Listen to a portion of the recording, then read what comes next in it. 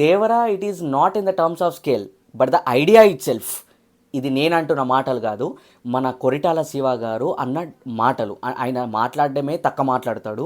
So ఆ తక్కువ మాట్లాడిన దాంట్లో ఇంటర్వ్యూ ఒక రిపీటెడ్ క్వశ్చన్స్ అనేది ఏ ఇంటర్వ్యూకి అయినా కానీ ఈ క్వశ్చన్ మాత్రం రిపీటెడ్గా అడగడం జరిగింది. ఆయన కూడా రిపీటెడ్గా ఇదే సేమ్ ఎక్కడ కరెక్షన్ చేయకుండా ఇదే టర్మినాలజీలో మాట్లాడడం జరిగింది. సో చాలామంది మూవీ చూసిన తర్వాత చాలా ఒపీనియన్స్ వస్తున్నాయి.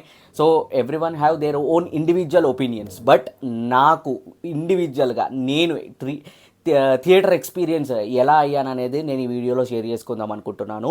సో రెగ్యులర్ రివ్యూలో కాకుండా జనరల్గా చెప్తున్నాను, షార్ట్గా ఉండబోతుంది. సో నేను మూవీ సుదర్శన్ 35mm తీసుకున్నాను టికెట్ అనేది, పోయినాను, చూసినాను.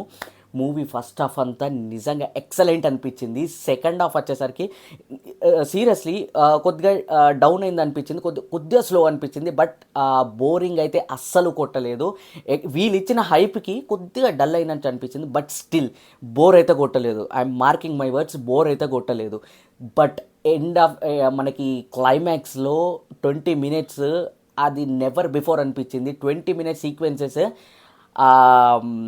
అండర్ వాటర్, అంటే మనకు ట్రైలర్లోనే చూపించిండ్రు, స్పాయిలర్ అలర్ట్ ఏం కాదు. అండర్ వాటర్ సీక్వెన్సెస్ అయితే అమేజింగ్. అనిరుద్ మార్క్ అనేది నెక్స్ట్ లెవెల్ ఇచ్చిండు. బ్యాక్గ్రౌండ్ మ్యూజిక్, అనిరుద్ మ్యూజిక్ కోసం అన్న నాకు మళ్ళీ ఒకసారి వెళ్ళబుద్ధి అవుతుంది. సో అలా ఉంది మూవీ. ఇంకా నా రివ్యూ వచ్చేసి నాకైతే చాలా బాగా నచ్చింది. మరీ ఎక్కువ అని చెప్పలేను, బట్ నచ్చింది సినిమా అయితే.